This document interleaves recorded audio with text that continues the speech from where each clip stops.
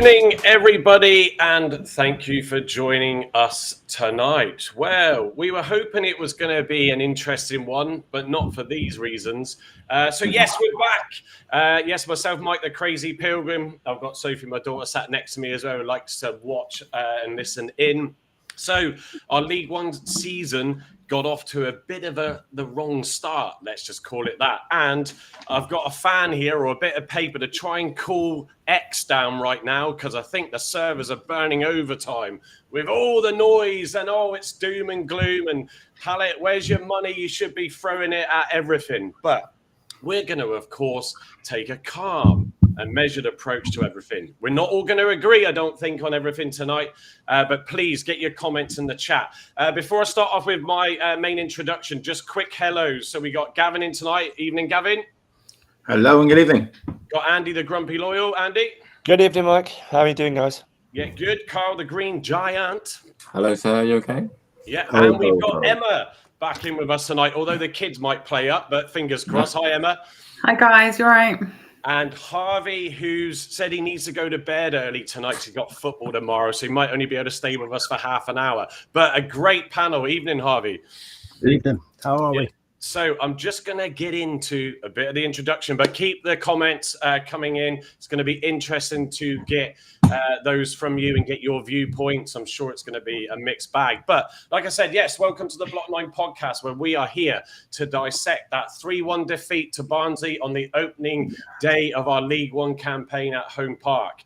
It was a gut punch, no doubt, with a soft disallowed goal from Caleb Watts early on that had us all excited. Sloppy defending, though, and some frustrating decisions from the officials that let Barnsley really capitalise. We saw an own goal from Weirdo, questionable passing from our experienced back line of Polson, Sukes and Galloway, and a late error again in the defensive line that saw Callaghan seal our fate. But amidst the disappointment, there's plenty, in my opinion, and we'll hear from the panel, to fire us up for the season ahead. Caleb Watts was a revelation in the 9 role over Aseni, which surprised a lot of people. Bradley Ibrahim, for me, was another standout player, composed and shone throughout and getting stuck in with some great passes. And Amiichi, we can see the flair there. Brilliant free kick. I think overall he had a great game. So there is so many things, I think, to take from this, to look forward to of what's to come. The lads pressed hard as well in the second half after coming back. Was mentally a big challenge, but we've seen that from them. Flashes of brilliant passages of play and Home Park roaring as well, which was fantastic to hear. But yes, we lacked a bit of leadership as well, I think, at times, and a true front man. We're all after that number 9.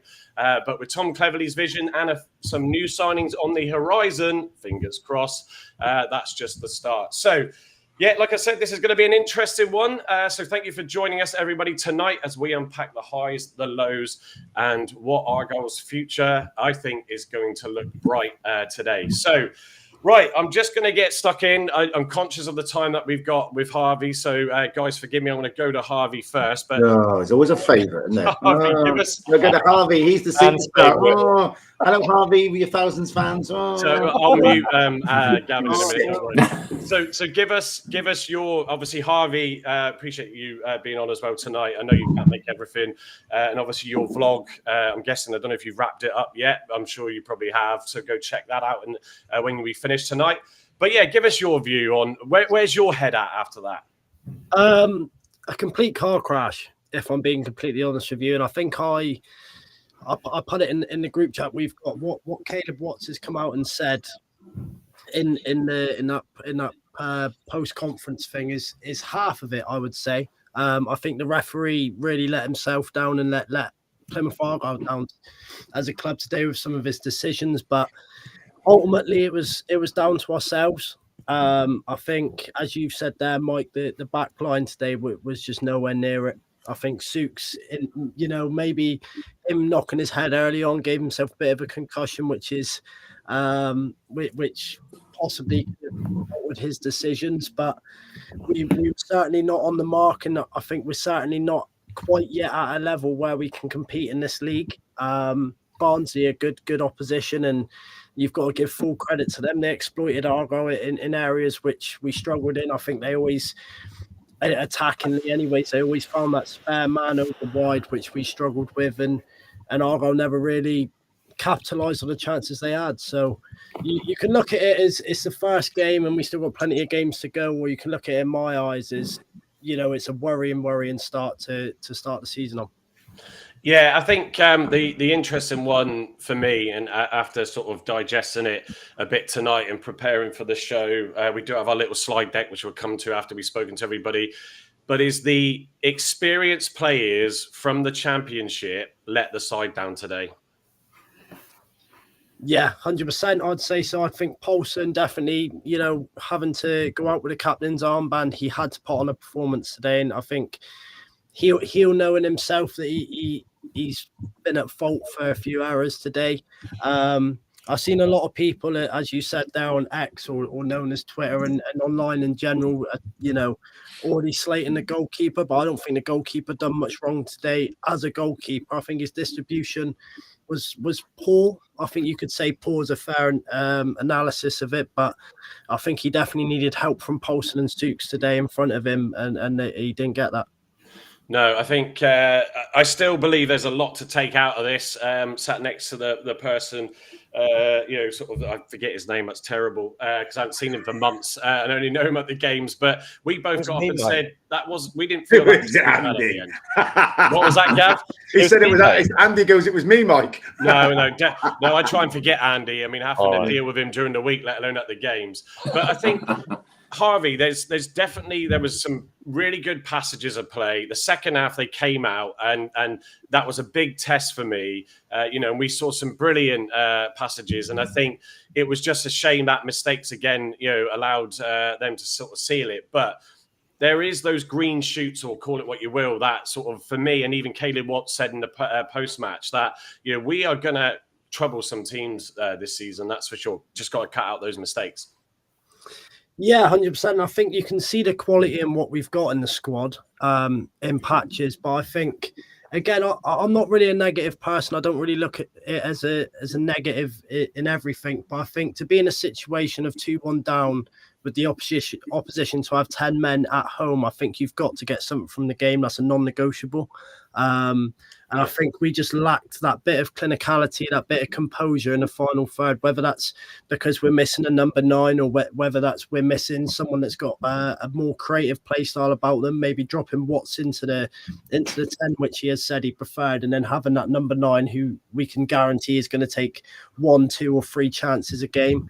You don't know, but we don't know what's around the corner. We know that we're looking for players, and we hopefully come the end of the season we don't rely on this result that's just gone. No, I'm going to bring Emma into the fold now as well, just in case, conscious of little ones that we all some of us have to manage.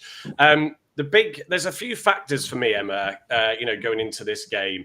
Obviously, we have got a small squad. We all know that. And we're trying to fill some or get some more players in. But obviously, you've got a starting 11 that probably isn't what he would have gone with. And you've got obviously Plagueis, who looks like he's going to have an operation, which could leave him out for a bit. Obviously, Hazard, we knew about. You got Pepple, who was going to be a hit and miss anyway. Looks like he'll be back, though, for the next game.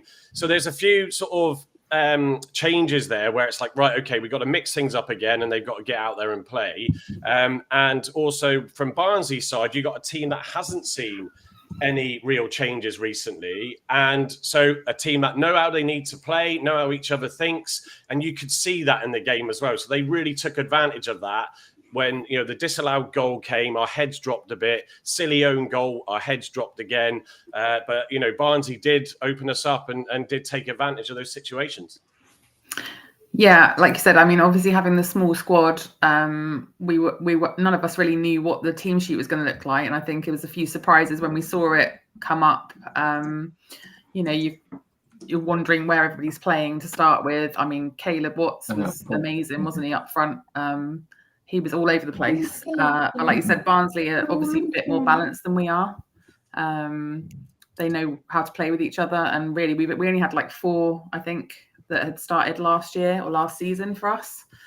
Though they have been doing pre-season, but as we know, pre-season doesn't always equate to league matches, does it? So No. So, is there anything like, sort of? I'm not clutching in any way at the positives. I actually did not leave. It was just one of those games. The first game of the season can always be like that, but there's definitely those sort of green shoots.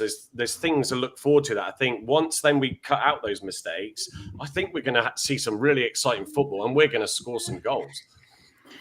Yeah, I mean, obviously, I think the first 20 minutes, I thought, oh my God, like we're all over the place. Like everybody was rushing around. It seemed a little bit frantic at times. Like I said, Caleb Watts was everywhere. Amici was getting involved with everything. We were on the front foot. And when we scored that goal, I was like, oh my God, like this is what we want to play. This is how we want to play. But I did feel like we got tired quite quickly. Definitely in the second half, Barley Mumba was kind of walking about at times, just looked absolutely exhausted. So I don't think we can kind of play with that intensity all the time. Like that's just not going to happen, is it? You can't play on the front foot all the time. And I think, like you said, heads went down when that goal was disallowed. I've had a look at it a couple of times, and I think maybe Watts was just a bit stronger. I mean, some of us in the group chat said that it did look like he pulled the guy down, but I think it was soft, really. And the linesman on the Mayflower side, which is where I sit, oh my God, he was, pretty bad. Well, he didn't award it though, did he? He didn't award it though, did he? I don't believe. Yeah, he flagged. Yeah. He flagged it. I'm watching the replay. My mistake then. Sorry, I didn't see him. We thought he flagged offside, which we obviously we were sure it wasn't offside because he'd cut it back. So we were like, no, that's not right. And then it flashed up on the Argyle Twitter that it was given for a foul before he struck the ball, and we hadn't seen that at all. But looking back at it, I mean, it could be given. But then the second half, when the keeper came out, that could be given as a foul as well. Like it should have been given as a foul if the first one was given. So I don't know.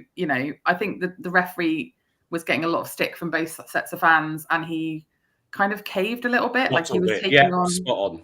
Yeah. What the crowd was saying, didn't really know when to make a decision. Obviously, everything was very hostile. Then they had that scrap in the middle, so that he kind of lost the discipline as well. When he gave the red card, he forgot that he'd given the original yellow card, and then like went back and looked and was like, "Oh, actually, you need to have a red." So I just feel like it was really disorganized, and obviously everybody was very emotional about it, weren't they? The crowd. I mean, that's when we started playing really well, actually, when the crowd were getting a bit frantic and getting on top of the ref. But I think it showed like how young our team is. Obviously, you've only got Powson and kind of Joey that are like over 30. I think everybody else is like very young, inexperienced, I guess. But yeah, some of the championship players, like you said, Powson, I didn't think was really captain as such. Like he didn't do an awful lot of talking. I didn't see him going up to the ref. Maybe twice I think he spoke to the ref. Yeah. And he didn't really seem to be bossing that back line. And I was just like, is he being a captain? As soon as Joe came on, he just gave him the armband. It was almost like he gave in, like, oh, I shouldn't be doing this. I think naturally maybe Pleggy would be the other captain if Joe isn't on. So he was definitely missed today. Gav, I'm going to come to you now. Let's just switch. I've left the chat overlay on.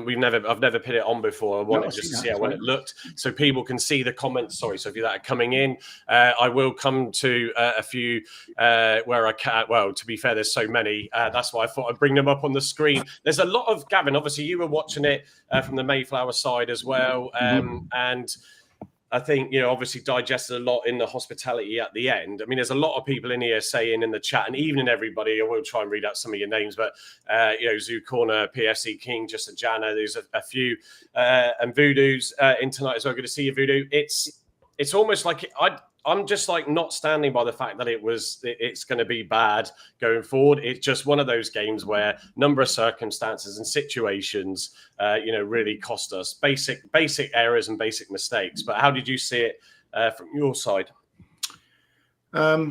So apart from having three of the Keystone Cops at two centre halves and one in goal, and the midfield was like Weirdo had a stinker. I thought we were okay, but I think one of the major concerns, looking at it from the gods, is Ashby De La Zouche, as I've renamed him after today, doesn't command his box.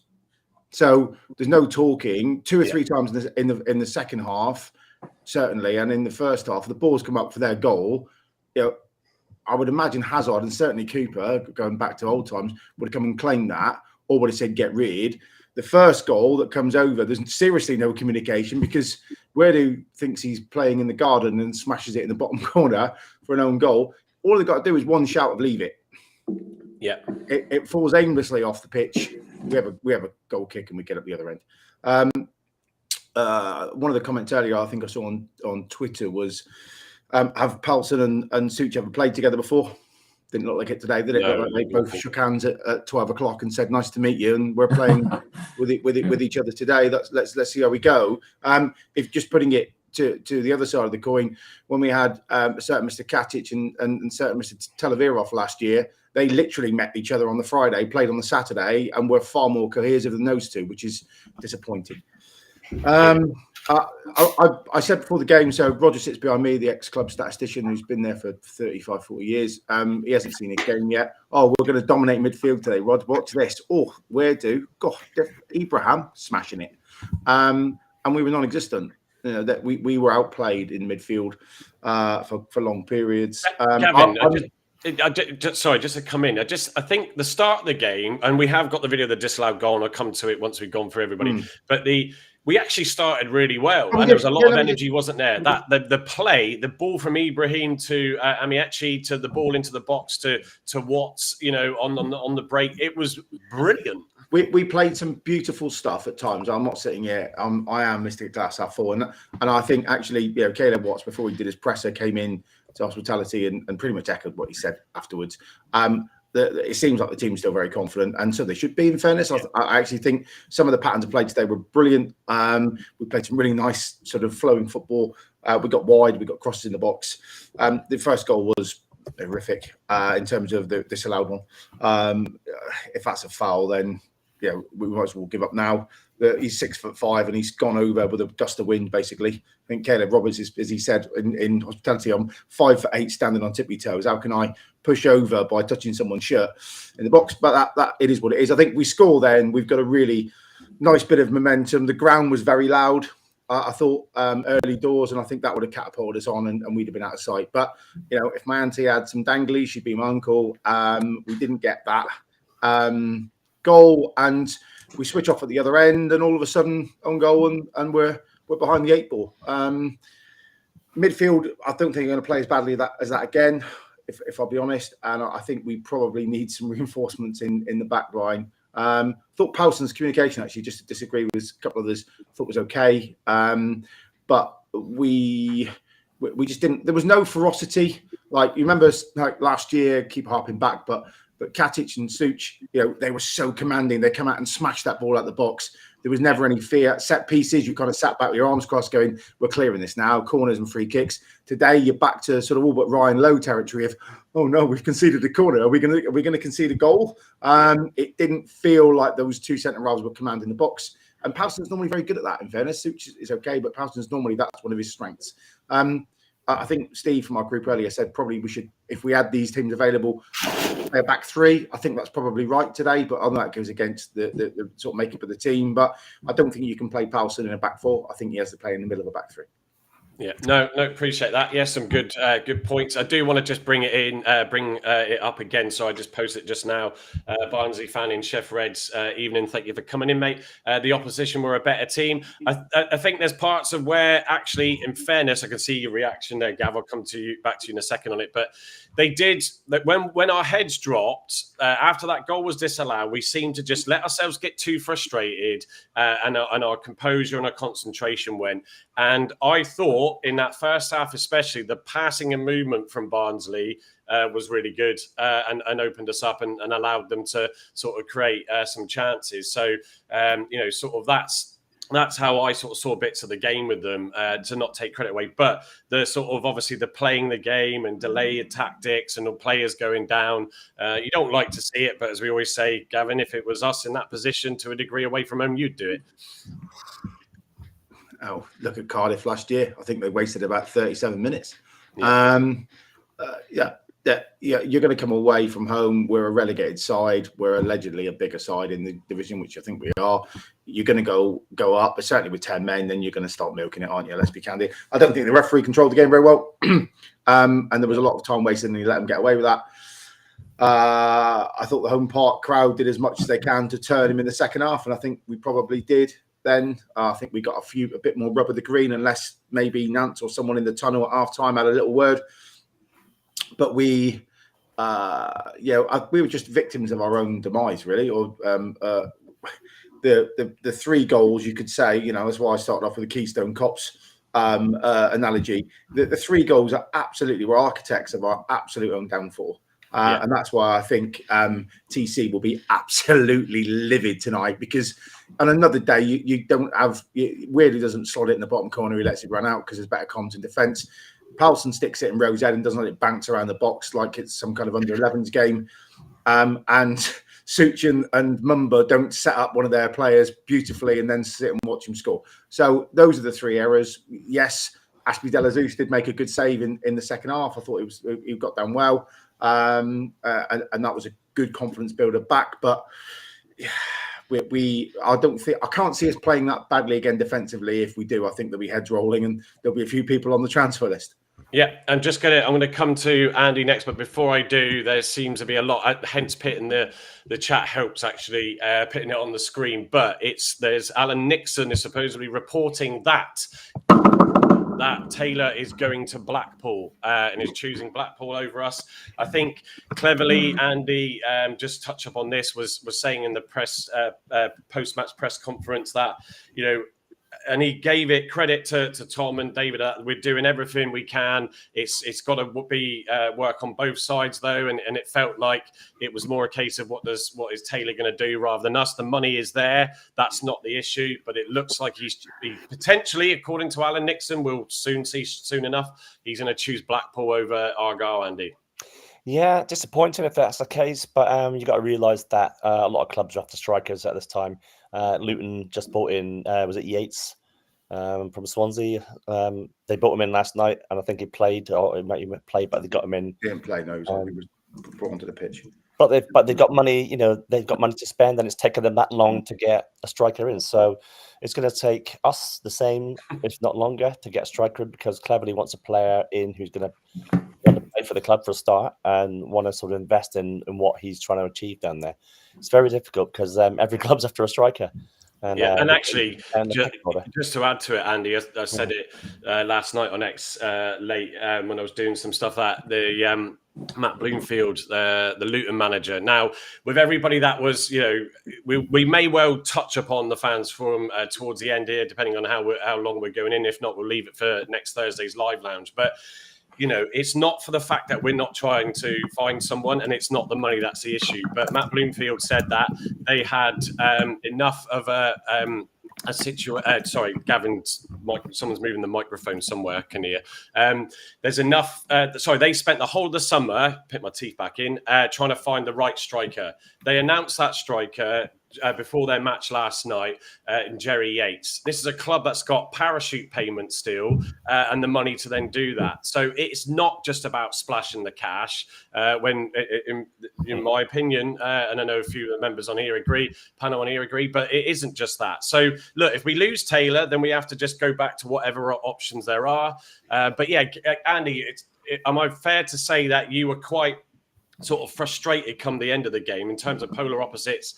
I was disappointed, folks. I wasn't happy with the fact that the way we lost, but sort of give us your thoughts now then, and how since you reflected on the game. Yeah, it was very frustrating. We've touched on the goals already. Defensive errors, miscommunication.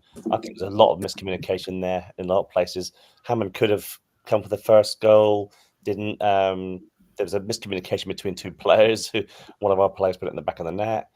We know the second goal. I thought there was a push on Paulson there on the edge of the box before the ball was released for the strike, which also took a deflection, which Hammond could have saved if it had been a direct hit, but it took a deflection on the way through. So we never know. I think the last goal was comical, wasn't it? Really, You know, 2 players going for the same ball. Again, It's that communication again. Yeah, it's frustration because towards the end of last season we had that communication there with Katic and Tagliarov. So it's just a case of poor communication from the back. I don't think Hammond's got that sort of presence in the box yet. His confidence would have been done by that. I thought we were very unfortunate with this disallowed goal, but you know, you see was that the third goal and the second goal they scored. It was like there's a push on Paulson. So if there's a push on Paulson there, and then why are they getting away with it down the other end? And you know, a free kick against us. It's just very frustrating. I mean, take nothing away from Barnsley; they were a good side. That's not the case. We sort of matched them for most of the game, but there were times where we just couldn't compete in the final third. Yeah. Oh, someone's at someone's doorbell. Don't know who that is. Ding dong. I hope it's the postcode lottery. Oh, Kenneth Williams coming there.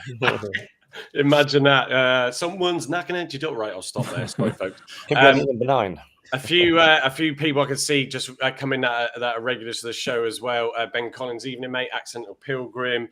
Just a Jana we got in. I know we got Zoo Corner in. There's a few new names. Graham, who's not new, but Evening Graham is in as well. I can see Steve is in the chat as well. We've got Liam, PAFC King. There's a few in here that we see a lot of, a couple of new ones, which is great. So thank you all for coming in. The new strikers at the door as Truth Plim. Don't recognize. No, it was Amazon. It was Amazon. Sorry, guys.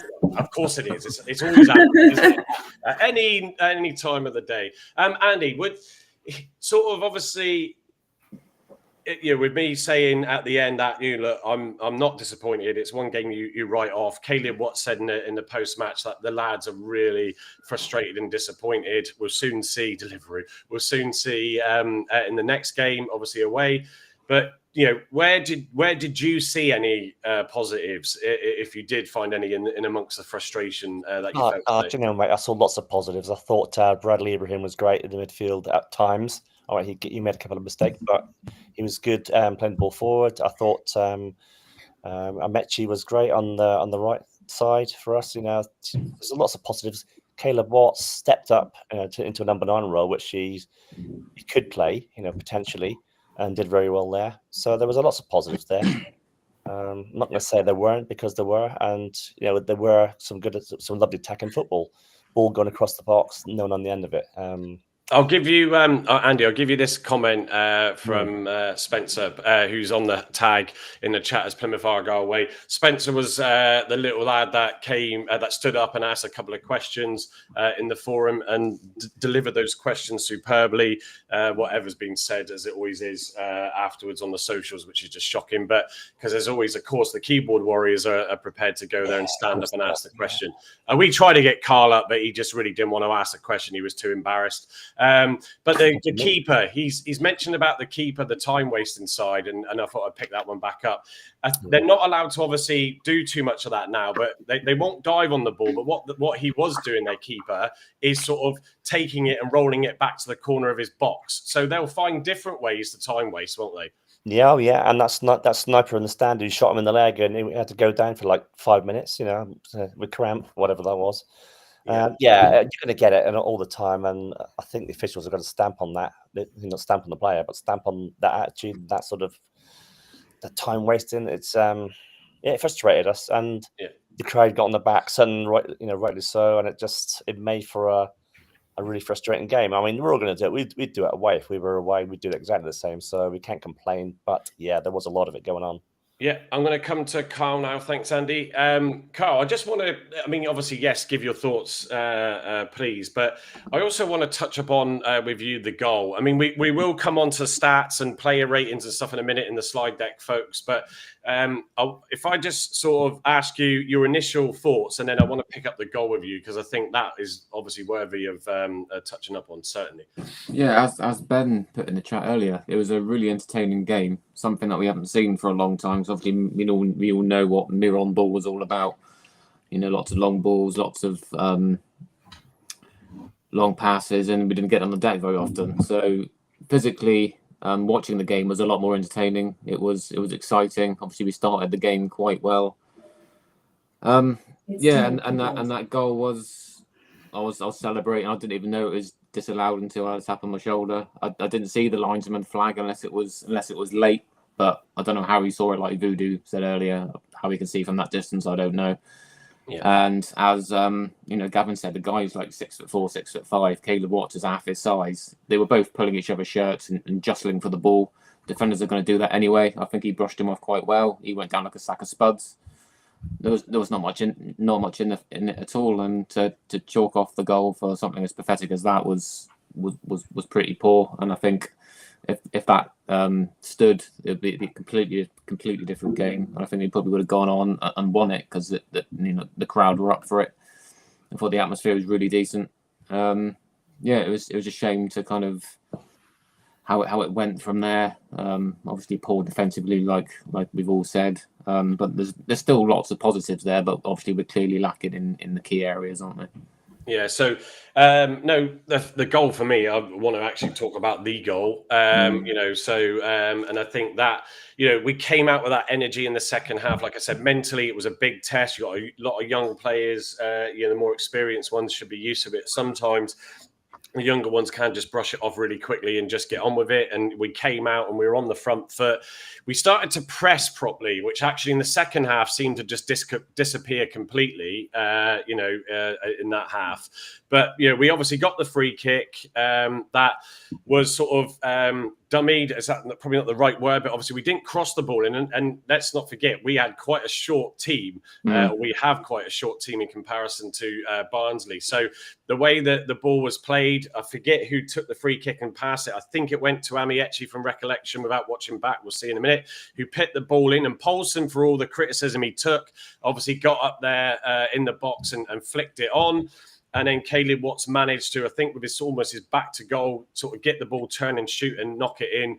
That was what was exciting. We could see it in the first half with his disallowed one. We could see some of the other attacking play where we created chances. We had the header over as well in that second half. There are those really exciting signs that we're playing some brilliant football. We're going to look forward to seeing some brilliant passages of play. Yeah, going forward, I thought all game we were quite promising, quick, skillful. Like you said about Watts, how he turned and shot at goal. He turned really well, probably because he's quite a small lad, but yeah, he turns on the spin quite well, and great finish. He could have got 2 or 3 goals today quite easily. And he really put himself up there for a small lad. He held the ball up quite well. He was G'ing the crowd up. He was really up for it. And obviously I'd prefer to see him back as a number 10, like Gavin said. That's where he wants to play. I think once we do, if we ever get a striker in at this rate, I think we'll see a completely different, what's the word I'm looking for? Well, I'll tell you what, I was just asking the private chat about Spencer's comment there as well on the keepers. So while you got yourself lost, I'll throw this one at you for a second. So can I just ask another question? He says, you don't need to answer straight away, but I've decided to.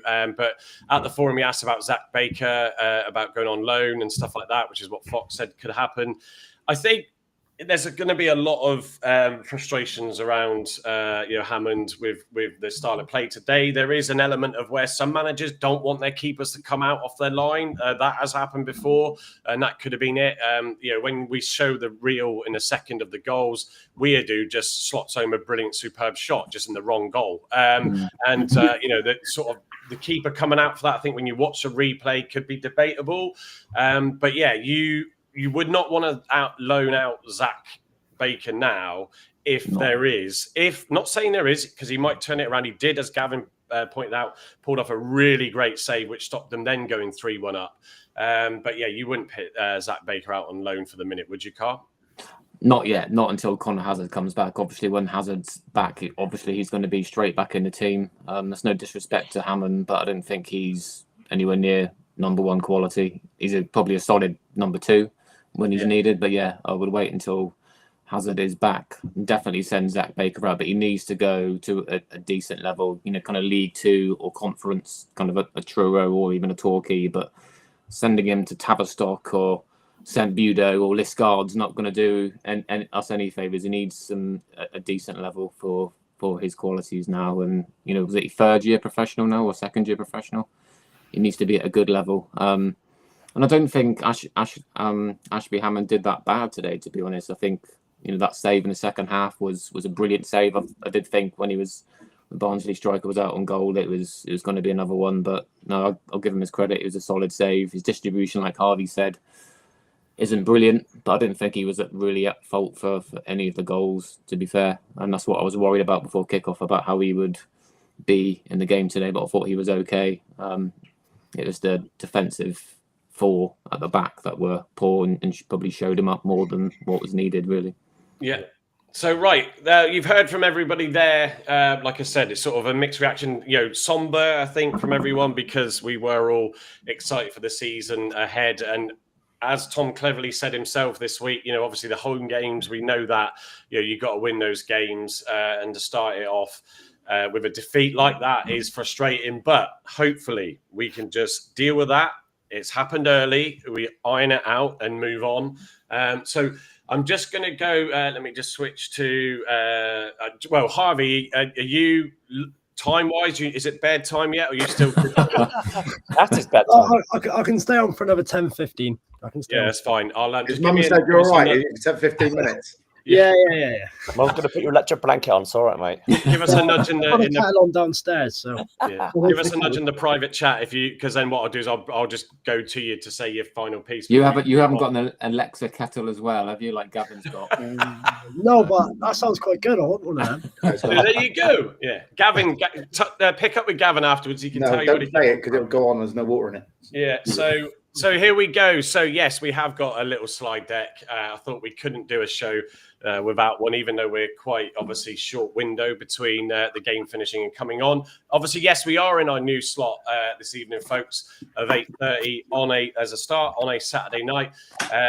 Done deliberately just to provide a bit more of a post-match reaction that's a bit more raw, like you're seeing. And let me just mute Carl as he's turned off his video, but not his audio. So whatever he's doing in the background, I just can't get the staff, folks.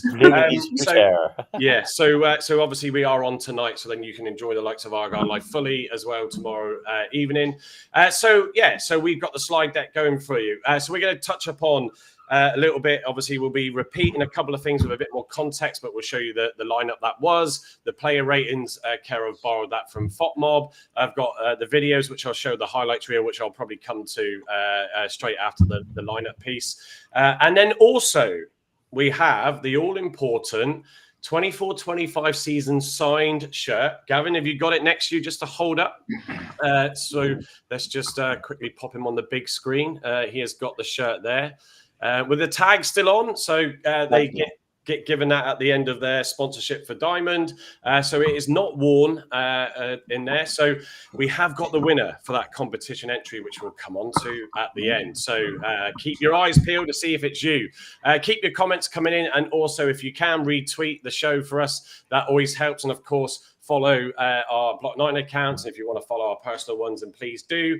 It all helps. And I've got some merchandise news. I don't think Andy Price is watching us tonight, but he is going to get the first order of the new mug, or one of the new mug designs, but I'll show you that a little bit later.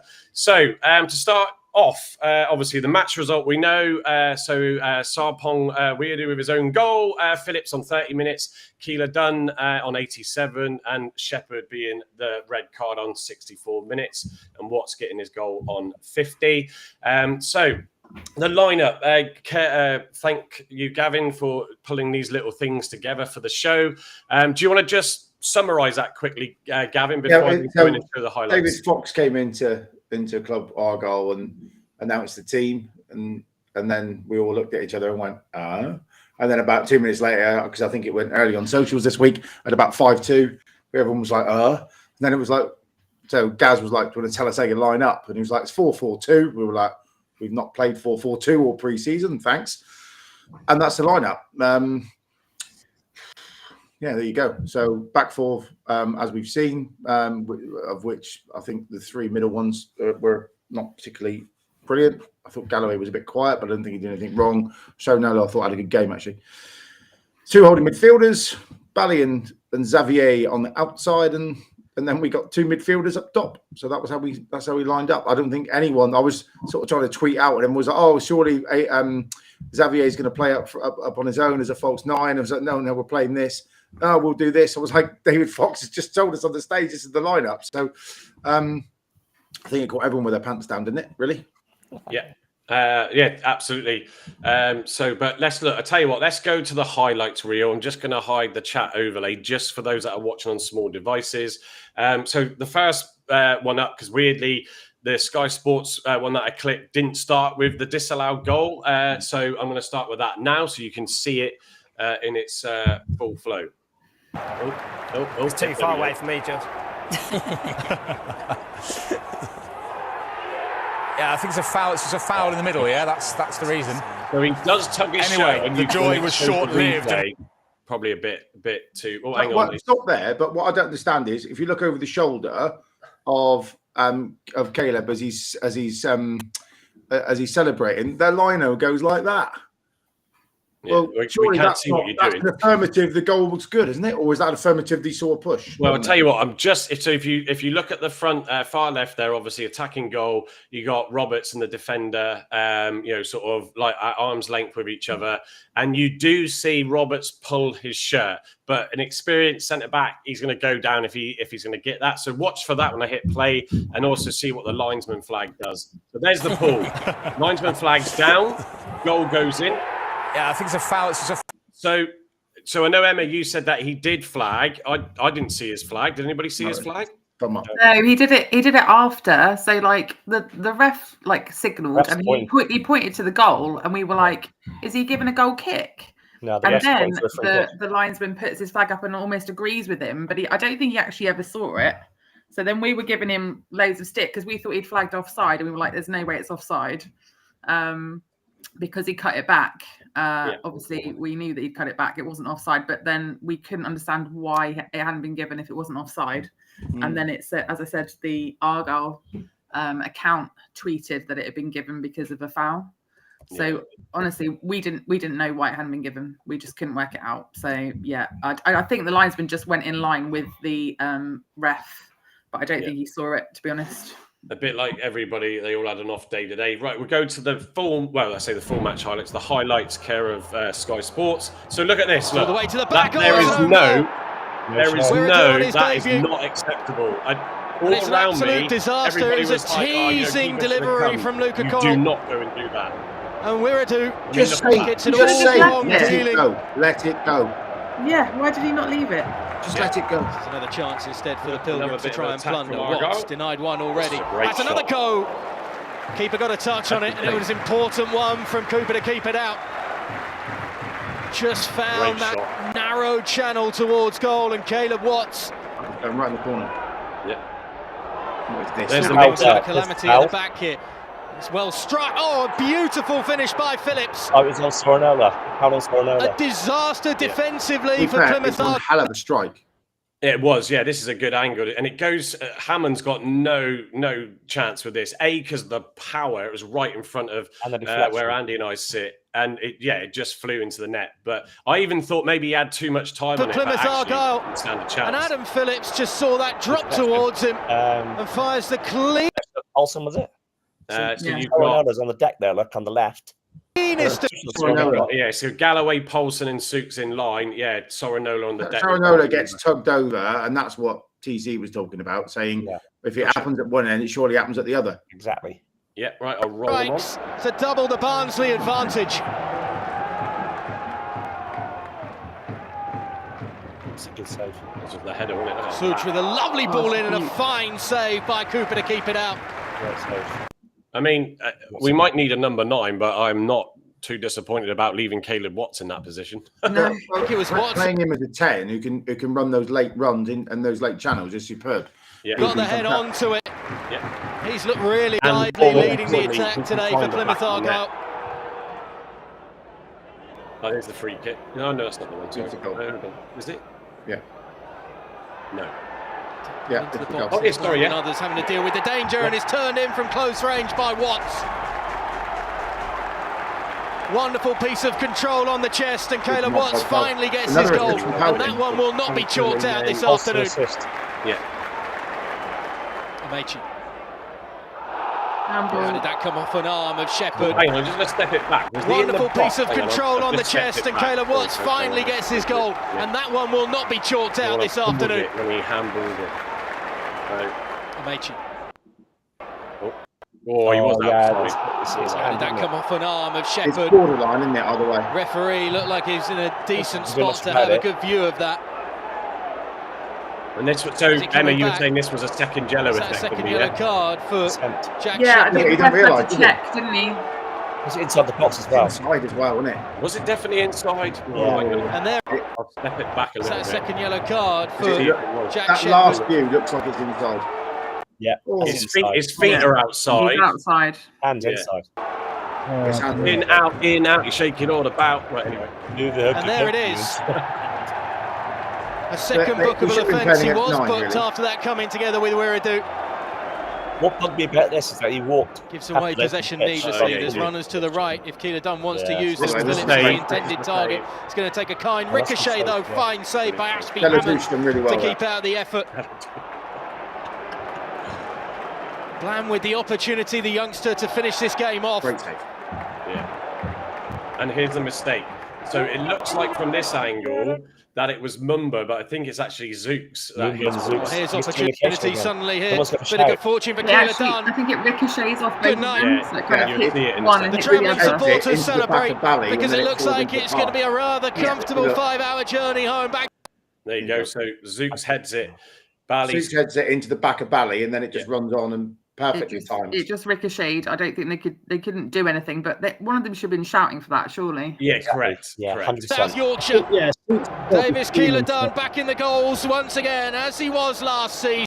And there you go. That's the end of that. So yeah, you could see a couple of the chances we had. You know, Watts with the majority of them. Amiachi's free kick got skimmed past the post, not shown as well. At that time when you just sort of thought, cool, you just felt the goal was coming. The crowd were just so loud at that point leading up to the foul, the red card. But yes. I just think you take a look at those 3 goals, right? Can you actually blame Hammond for any of those goals? Yeah, you can the own goal because it should be a communication that says leave it. Yeah. He's got the best view in the ground. First goal, but I think the other 2 goals you Oh can. no, the volley is through Ollie's a bodies and it's sweet as a nut. Yeah. The third one's just well placed. It was so the first one directly because he's not communicating well enough. I don't think with the centre half just to say leave it. That's all he's got to say. Yeah. And then weirdly just withdraws his foot and it rolls aimlessly into a goal kick. Yeah. Just because Harvey, it's his mum's just shouting to him it's bedtime for his football. But his bath's been run, bubbles are there, rubber duckies come in. So you'll be going away to Bolton, Harv. I'm guessing you're planning to do every game again, which is fantastic. So yeah, give us some final thoughts and yeah, what you're hoping to see. Those big changes ready for that next game. Well, it feels like a bit of a double whammy today. Obviously losing the first day, and obviously now finding out we've missed out on a potential striker. So I think for me, we just need to get some quality bodies through the door for me to feel comfortable. I think there was certainly a few players out there who looked way off the mark, and I think that we just need a little bit more time. But we know as Argyle fans, as from last season, is that you don't have much time. You've got a lot of games, but not a lot of time. We need to pick up points fast to keep ourselves up there in the race and to keep ourselves safe. Because at this moment in time, far too early to tell. But we're definitely not in the firing squad. But yeah, we move on. We live and we learn, and hopefully see a better performance against our former manager next Saturday. Yeah, absolutely. I think we will. I've got to stay positive. Let's look forward to it. Enjoy the journey up as well. Yeah, of course, tell everybody about the podcast as well would be appreciated. Obviously, go check Harvey's channel out. If you don't know, he's got way more fans and subscribers than we've got. We'll catch you up one day. But yeah, go check out Harvey England on YouTube. Just search. I mean, the algorithms. Yeah, of course, this is Harvey's channel. We know Harvey, but yeah, give him a sub and watch his content for post matches away or home. But Harvey, thanks for jumping on tonight. I appreciate it as always.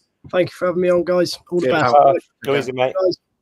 So back to, let's just skip to the next slide. So how are we doing? So about 50 minutes in, excluding the countdown. So thanks, folks, for those that are still with us. Loads of comments coming in. Let me just put the chat overlay up again so you can all see those. So yeah, Spencer's gone. Cheers, Spencer. Great having you on and asking questions. He was busy in the chat tonight. Yeah, take it easy, buddy. I'm sure the Greens will get back winning for you again in the next game. So yeah, so lots of comments coming in. Like I said, people, I put them on to show you tonight because trying to keep up with it all is pretty mad. So it's great to see them though. The player stats. So I'm going to come to Emma on this one. So I said or felt after the game, Watts obviously star man, and that's quite clear with his 8.2 score here on FOTMob. This is where that's from.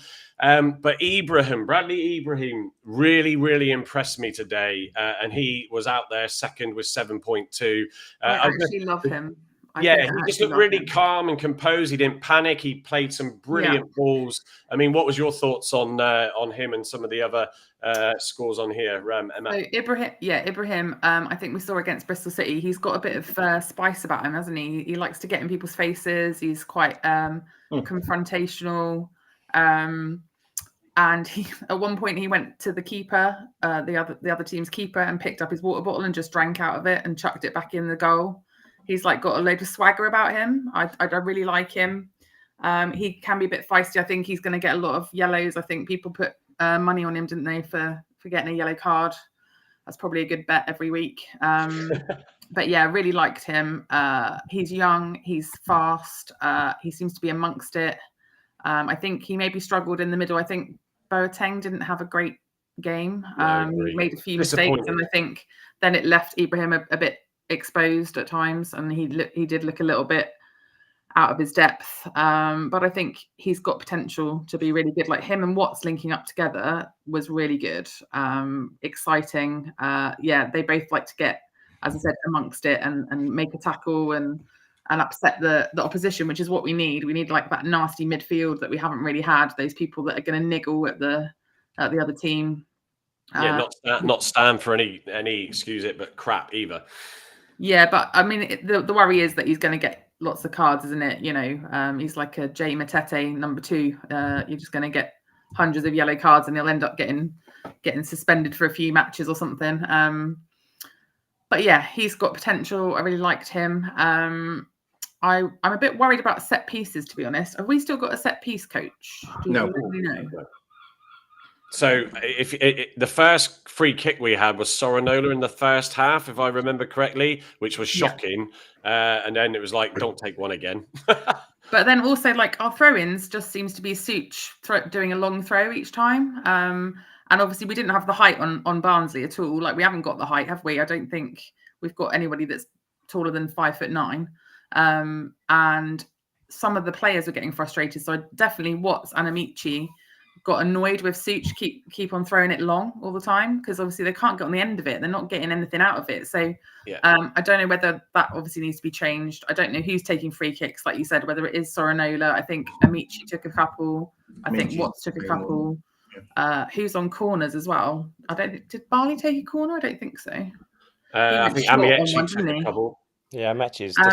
It feels like they haven't really decided how that's working, which is a worry, isn't it? Like you would have thought pre-season would have been identifying how we're doing this, maybe having a few different set pieces already set up. But it's almost like last season where if we get a corner, I just used to like not even watch, because I was like, we're not going to score from a corner. Like we're not going to score in a month of Sundays. So the worry is that we are a very short team. Like I said, we haven't got a big Maxi or Katic or someone to come in and get the headers. I mean, Paulson's probably our tallest, but he know he laid off that goal, but I'm just a bit worried that we don't have the set piece capabilities, unfortunately. Emma, I think Matt Bevans is looking after set piece from what I remember TC talking about earlier in the season. So another one of the coaches that he brought with him from his Watford cohort. So I think it's Matt Bevans, but it's certainly not tall ball guy standing on the edge of the technical area, waving his arms aimlessly under Miron. And then when it went well, going yay, and when it not going well, going I'll give up and sit down again. Yeah, wanting to grab the attention. That's for sure. No, I think it. I'm just looking at a lot of the comments, and there's a lot, Emma, being thrown obviously at Paulson. He's got a 7 straight 7 rating on FOTMob, which those that are listening, not watching, post might be really shocked by. I think the only one thing I'm going to say is I think just write the game off. And even cleverly said in his post-match, and we'll come to that in a slide summarising those the press conference. But it's just like, he said, both Sukes and Paulson have been brilliant in the training and in the sessions and when they've been playing the squad matches, So he said that, that was a shock tonight to see that. And I think we've just got to, sort of park it, see what happens. Bolton's a bit more tricky as it's away, but still we should expect to see a significant improvement, and it's a winnable game. And then the next game at home, or even if QPR, depends on what he mixes up in that cup game. So, yeah, it's one of those. But Boateng, you mentioned him just now, Emma. Boateng, for me, at the start, I think I was doing a little live stream on X, and I was like, I really want to see something from Boateng in this league because he's got the strength, he's got the ability, and it's like so he should really shine. And today, for me, he just didn't at all. No, I think he looked a little bit lost at times. He had a few misplaced passes. He overcooked a couple of passes that went out a bit hard, a bit heavy. And he did pull out of a couple of challenges as well. I saw him kind of like go and then kind of hesitate. So I don't know whether he's just nervous of the physicality of it or whether he's just trying to work out where he fits in. I mean, like I said, him and Ibrahim didn't really kind of connect very much. So I don't know. And I think that's why he got hooked. Obviously, he got taken off, didn't he? So, they'll be having a chat about that. But yeah, I don't know. I think he looked better in pre-season. But again, it's very difficult, isn't it, to judge pre-season on when you actually start doing league matches. So it's only our first match, isn't it? So yeah, I think cleverly, like you could see it. The look in his face in the post-match, he was sort of seething really with what I do with the situation, and I do think he is going to be a really good player. It's just he scored a silly own goal, and that's just really affected him, I think, and he just couldn't get himself composed. Carl, sort of looking at obviously I don't want to go through every single player here, but anything we've touched upon it a lot already, but anything that jumps out to you that you want to add? No, sorry, he's on mute. Muting, mate. He's only being a noisy little boy earlier, naughty boy. But yeah, you go. I've picked you back on now. Sorry. Thank you. I've been asking for the past 20 minutes, but there you go. Yeah, I'm just ignoring you. Go on then. What was the question, mate? Sorry, because he was on mute. I was on mute for so long. Sorry, fair enough. I didn't know you couldn't still hear me. So, no, I was just saying, do you want anything? We've obviously talked a lot about the players in everybody's pieces at the start. Is there anything you want to add to bring into this further? Just picking up on the Wiradoo thing. I think obviously he was really confident before the game, wasn't he? In his press conference, saying there was a goal in him. I didn't realise it was going to be on our own net, but there you go. I'm sure he will do one in our own goal, hopefully when we're attacking. But yeah, it was a poor debut.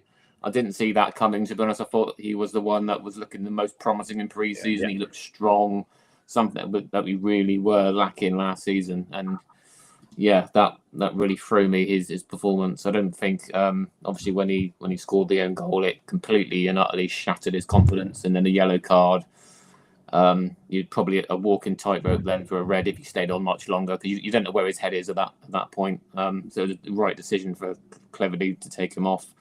I'm sure he'll learn massively from that, and we'll probably see a different player completely against Bolton, hopefully.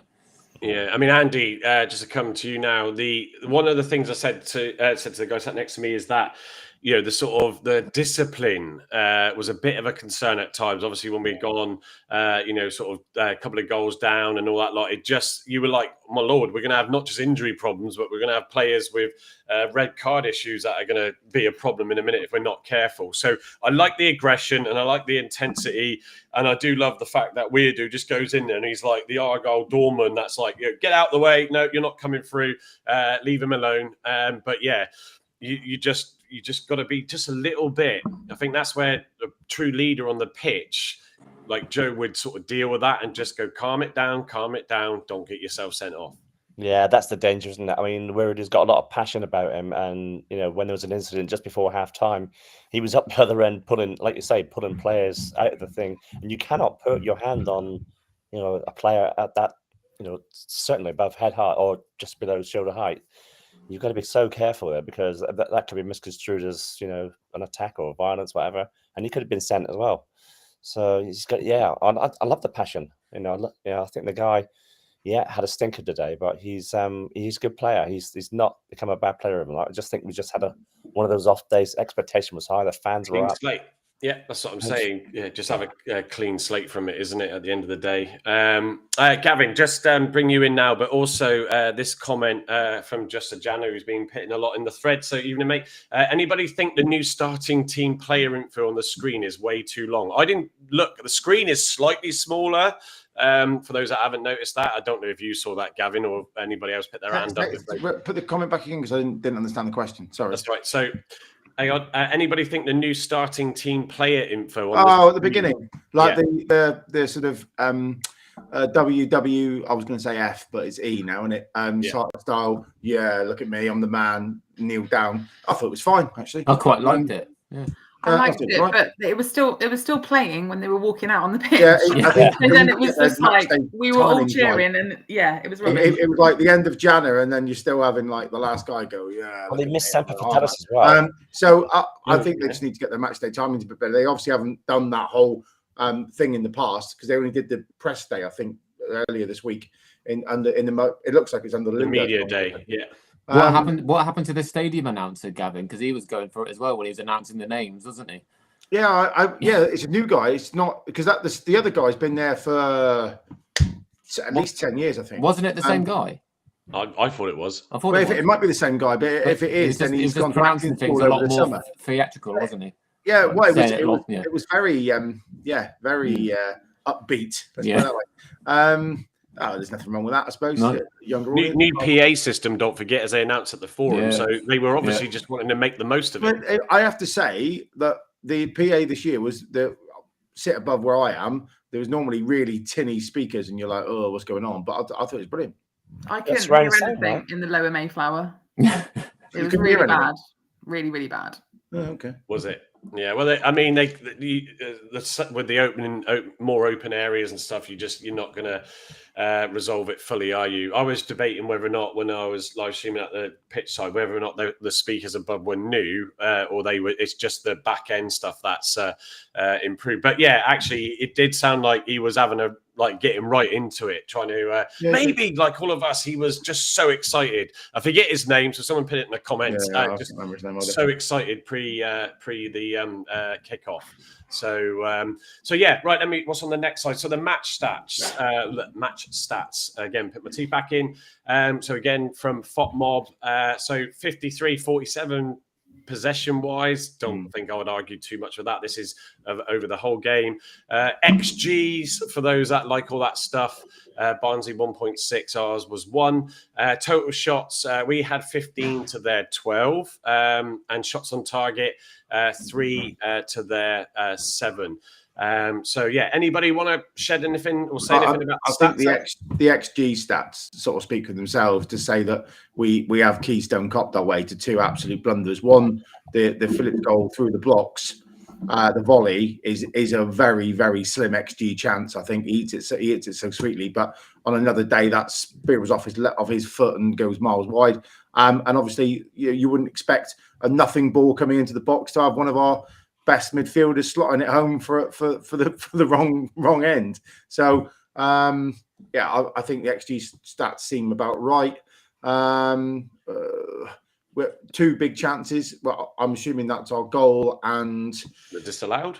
No, that won't include his stats. I imagine it's the header from Watts that's tipped over the bar. Yeah, true. Yeah, it was on target. Yeah. I mean, to be honest, how often do we get over 1 XG with Muslage? Oh, we did. It was 0.2, 0.3 regularly. So I think that's where let's all dust ourselves down a little bit here and have a cold shower. Those who are still bedwetting, I've just put another $3,000 on I knew it was coming. PG.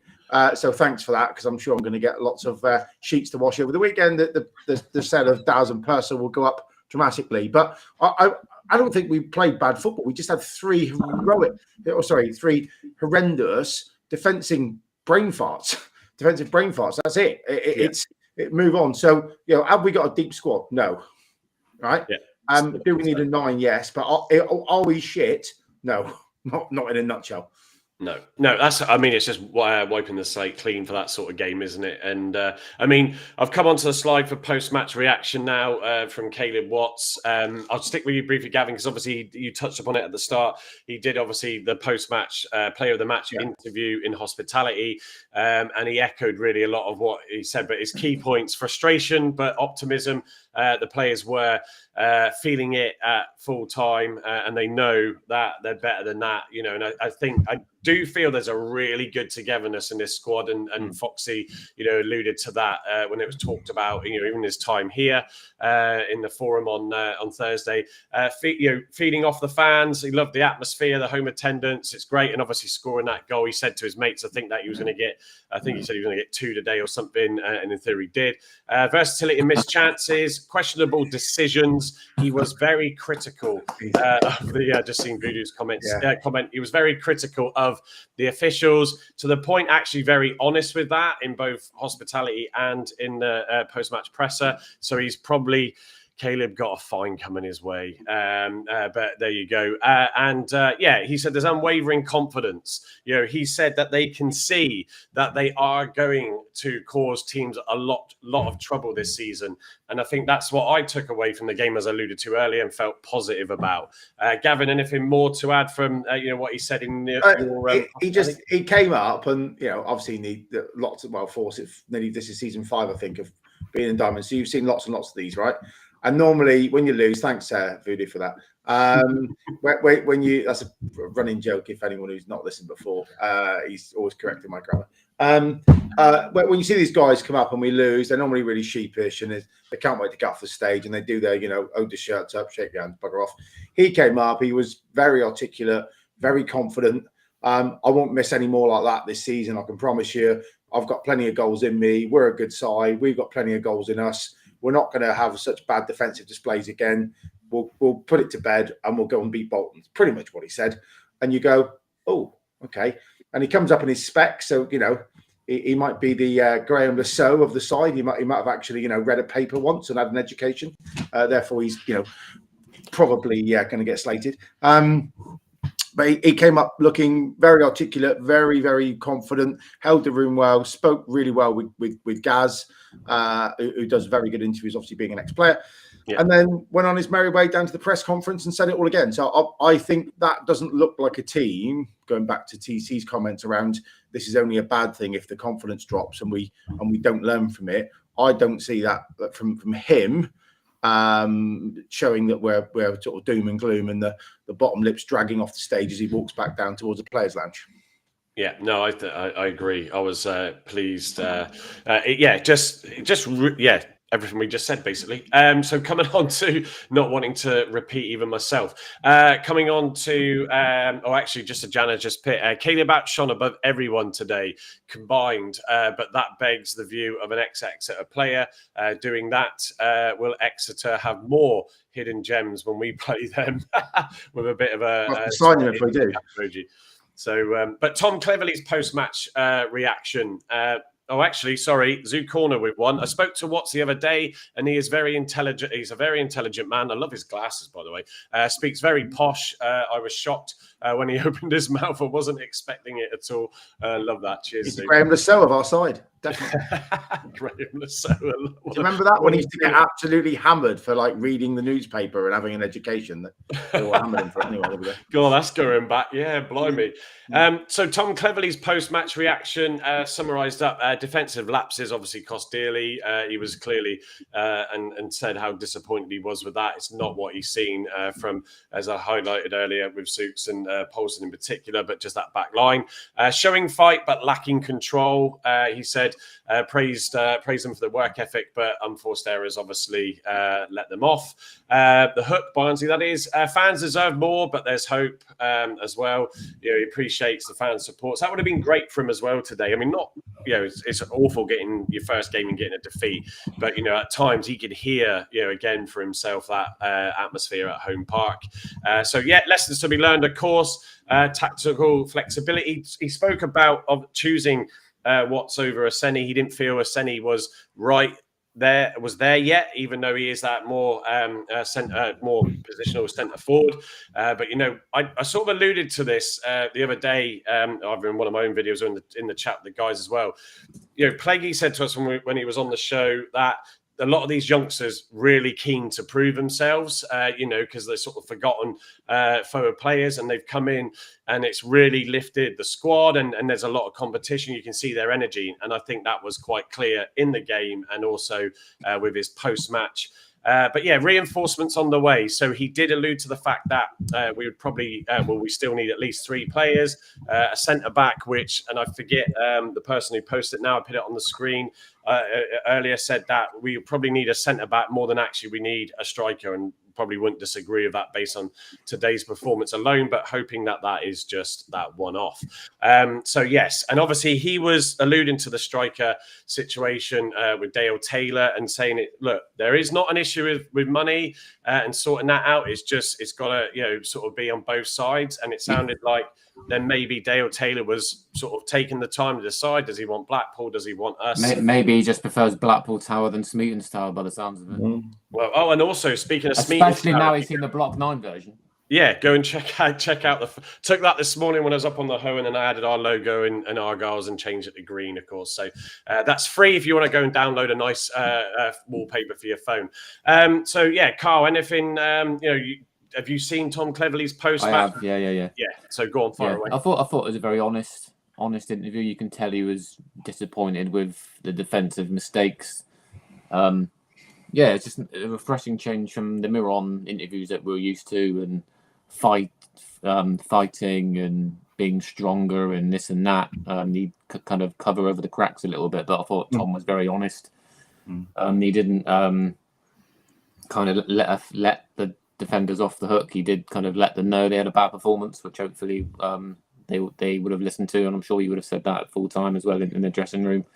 And the boys seem to be honest enough that hopefully they'll put it right. But yeah, I really enjoyed the interview and the post match one as well, the press conference. And again, like Zukorn has said, Watt speaks really well, very articulate, very knowledgeable, very likable, very positive. Everyone that we've kind of signed that I've listened to are very positive. Peppo as well. We were doing his interview. They all seem like an honest bunch of lads, and I think the dressing room is the right mix at the moment. We just need to add to it, don't we? Yeah, exactly. Exactly. No, it was good. It was Mike, good. Just to say, sorry, the Nixon thing. Check the private message. Looks like it's 1 million plus add-ons, which means that we've still got 1 million plus add-ons to spend on someone. Whether that is, I don't know. I'm sure. No, we haven't got the money, Gavin. We haven't got the money. We should be opening the accounts left, right, and centre and chucking it. My tweet of the week for me, which made me giggle the most, but obviously no one on Twitter thinks I'm funny. Which is fine. Was Jane Hallett and Simon Hallett's nose having scrapes on from the how close they're sleeping to the ceiling with Artex now because they've got all the money stuffed under the mattress. That I thought was hilarious, but obviously I'm the only one with a sense of humour in my world. So no, they're not hoarding the money, and I think we need to bring Ninja Matt on for an accounts lowdown for a live after the accounts announced. So just quickly, if it's not the money, what is it? Because there seems to be every it's clearly striker got nothing to do with the nobody wants board to or come nothing in. to do with. It's just a purely for, I imagine, for them. I mean, it might even be for them as simple today as Taylor watched both games and went, "I'd much prefer to play for a team that won 3-1 against." I wouldn't have thought it's the case of that, as you don't make your decision and your future livelihood on one game. Well, mate, he's a footballer. Let's be honest. He's got that 3 brain cells rattling around his head. I think if any player was down to sign for us that watched that game, being a striker, I would have thought that he would have liked what he saw, especially our attacking play. It's clearly not cash, right? So there's something. But we don't know that it's clearly not cash. Right. So hang on, Jet. Whatever it is, but we what I was about to go on and say was Tom Randall and Dave Fox now must have what we on plan D or E. They must be going for them now. As we speak, emails must be going out the door. Something probably for your tales from later. Yeah, well, it certainly will make for an interesting episode when I start drafting that tomorrow. Look, I think I get what you're saying, Carl, and obviously it's the one thing that everybody sort of seems to go to. We're not offering the right money and stuff, and it is a big decision for someone, and there's going to be reasons why, a number of reasons why they're going to choose one place over the other at the end of the day. I mean, it wasn't that long ago. I mean, they're still not great, are they? I don't believe, but Blackpool were proper in trouble. So it's just one of those where I really felt, and those that, I mean, obviously Gavin, Carl and Andy, Carl, Andy and I were there. Gavin couldn't make it because he's doing his own negotiating deals at the minute. I just felt, do you know what? It was honest, and there is money there to do it. They are not rushing it. I go back to my Bloomfield comment after the Luton game last night. They spent the whole of the summer trying to find their striker, and they've got more than enough money if they wanted to pay someone. So I don't think that is the ultimate. Coming all this way down here, David Fox and Simon both talked on this point. They're traveling away. Some players just don't like that. You've got to be really together as a group, and it can really bring you together.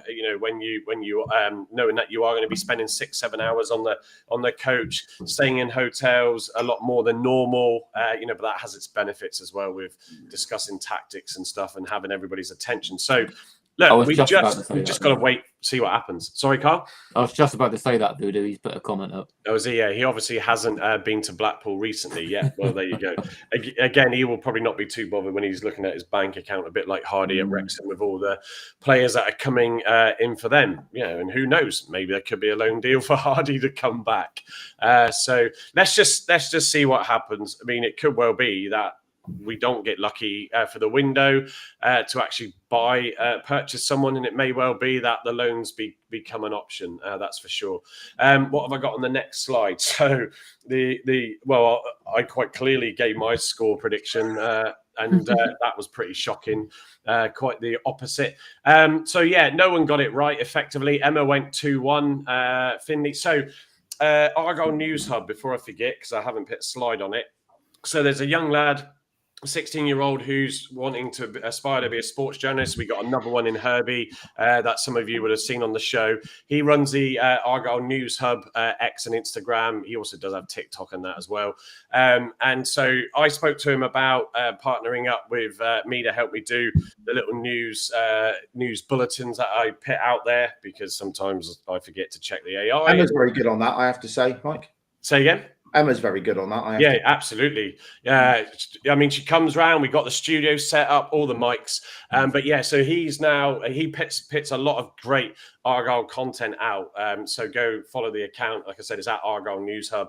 So he gives me a draft of the past week's news, which I wrap into the bulletins through the AI and produce that little short clip. So it's there for those that like to sort of listen to the news in that sort of way and keep in touch with things where they can't easily throughout the day.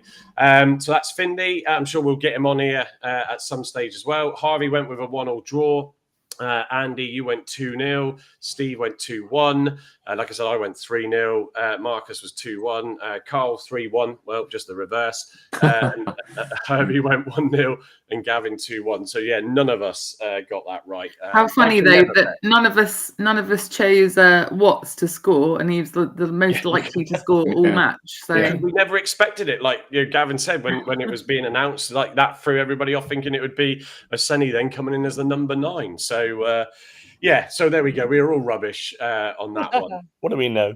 So I'm not going to touch on the forum tonight because that's another half an hour. We'll do that Thursday on the live lounge for those. We'll give a bit more context. And Finley is watching tonight, so he has just put in the comments there. So thanks, Mike. So there we go. Go check him out. Zoo Corner, what's he pitting? This is probably going to be funny. Apparently Taylor can't drive, so we'd need an airport to use to see family, and we don't have one. That's why he's picked Blackpool. Open the airport. Yeah, that's it. Come on, councillor. We're on to our Block 9 Argyle, Plymouth Argyle 24-25 shirt giveaway. So we picked that competition out after the last live, and we've run that for the week. So you had to obviously follow us. Sorry, we had to force that upon you. You had to follow us, retweet the post, and tag a friend in the comments. So we went through, and by random scrolling with my mouse cursor in a fixed position, and I chose a winner. So I haven't got any sort of sound effect drum roll, but yes, Chloe Kelly up front, Carl Pitton in the in the chat. Can't be any worse at this point. So we don't know if this person will be watching, and maybe I should have had that clock tick down like all the TV shows do, just to draw out the announcement even longer. Right, the countdown clock. So the winner is. So we have Sean. This is his profile page. So Sean 3676442.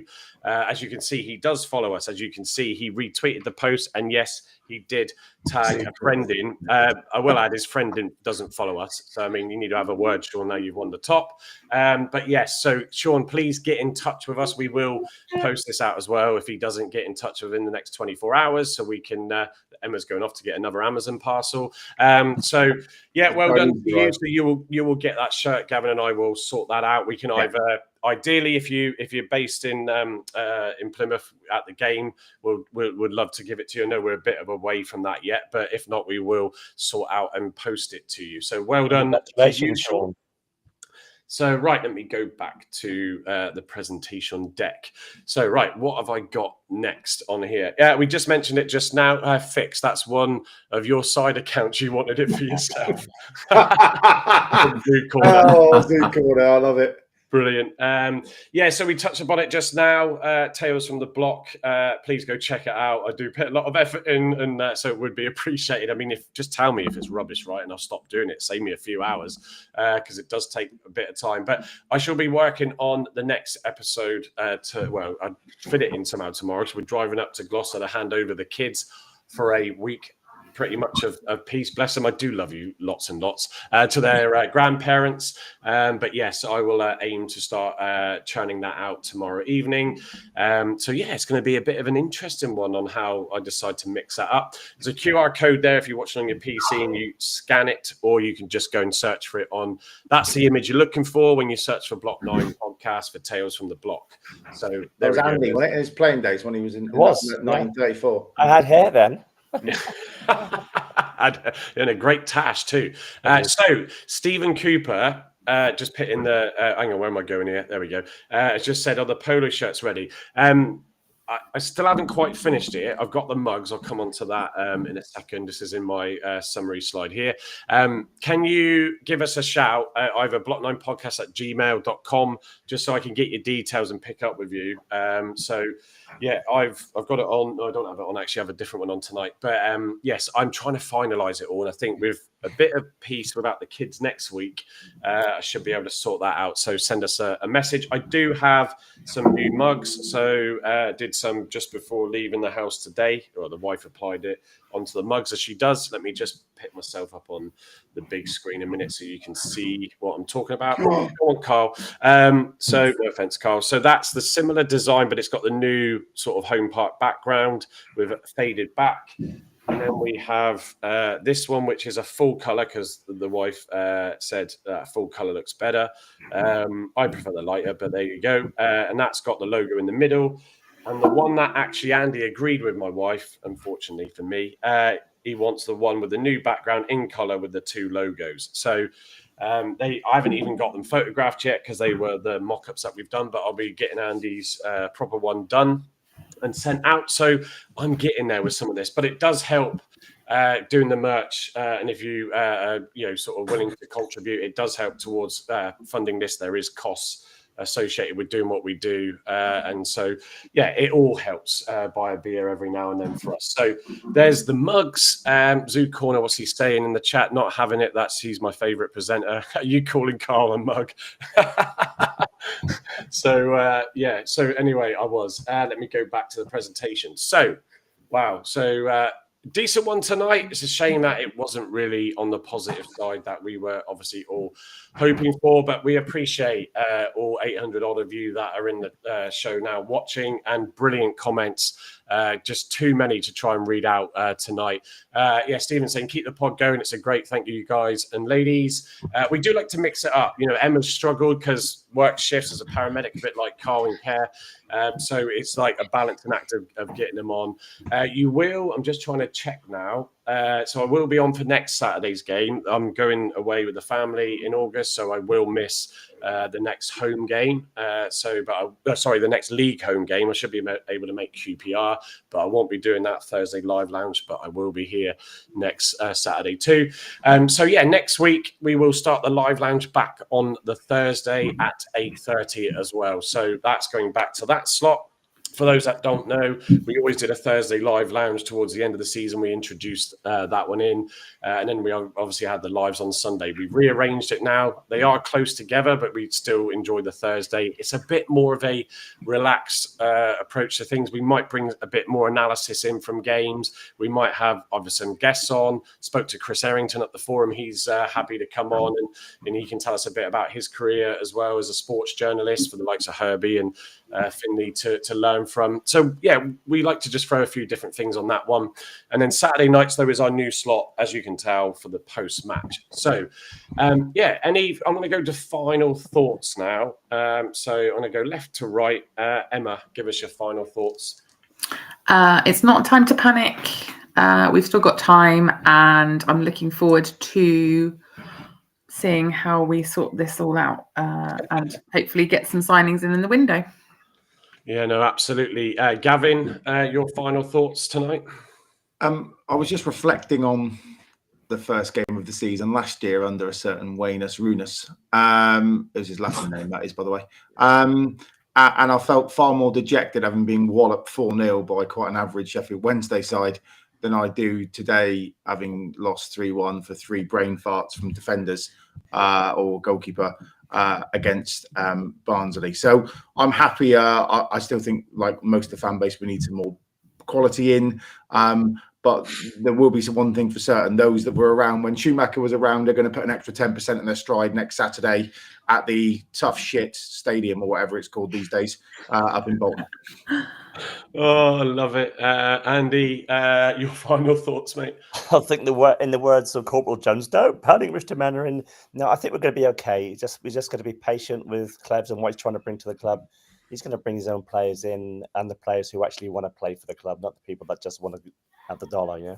So don't panic, guys.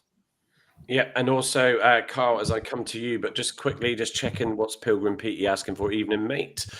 He is saying, quick question, how many signings do you think we need? Or go on, Carl. Ideally 4. A centre-back, a centre-mid. Now, I do agree we need another centre-mid. Left midfield, and obviously that number 9.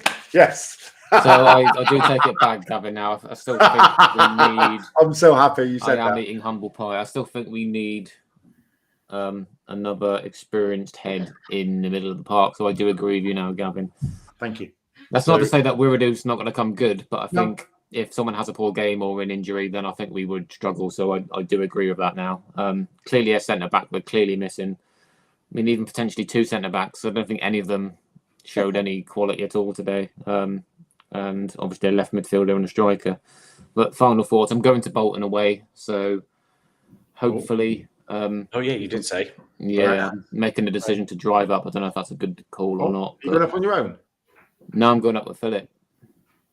I might chicken out and get the bus up. I don't know. It's quite a long drive up to Bolton, isn't it? Yeah, I just hope we can improve. Well, obviously improve defensively up at Bolton. It's not going to be, and again, it's not going to be an easy game.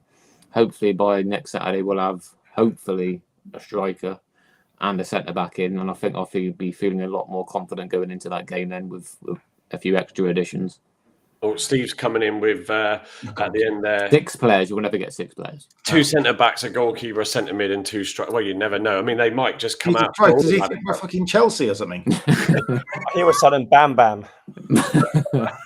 Oh, bless. So yeah. Look, we'll. By the way, Carl, Gavin was saying that he might look to come up with you. I don't know if you were just trying to ignore him because you're like, oh, I don't want. Yeah, he was like, I'm not spending more than 30 minutes with him, let alone 6 hours in a car. Well, there's going to be a game at some point where these guys might have to share the same car with both of us, Gavin, which is just going to probably be horrendous for them if that ever. It will be like that sequence out of The Aeroplane where they're like dousing themselves, setting themselves on fire, stabbing themselves, shooting them in the head. Yeah, like we could be bottom of the league and it'd be the worst performance away ever. They still would see that as better than spending time. We'll never forget our day at Stoke, mate. We'll never forget. No, exactly. No, it's good. No shit house, and then getting stopped for snow on the way home. It's lovely. Yeah, and yes, the crazy pilgrim weather traffic update. Yeah, Michael Fish. Yeah, well, yeah. God, yeah. Carl's jokes are still as good as ever. And I must admit, I am also equally looking to try and get to a few more away games because I forgot how much I enjoyed it in the buzz. So yeah, hopefully we'll see you on the road too. So yeah, that's it for tonight, folks. So look, not what it was meant to be at the end, but it's not all down and out. So thank you everybody for coming on and watching. If you don't already, please give us a follow and reshare and retweet the video live at the end. It all helps. It will be up on the podcast channels. If I can stay up to do it tonight, I'm not feeling too bad. So I'll probably get that done. And yeah, other than that, look, we'll catch up with you on Thursday's live lounge. Let's see if we do get any players in. We'll still probably be miserable about that. But yeah, just check in the private chat. What's that? Oh yeah, that's fine. So look, folks, enjoy the rest of your Saturday night. Thank you for your time, and we'll see you again soon. Take care, everyone.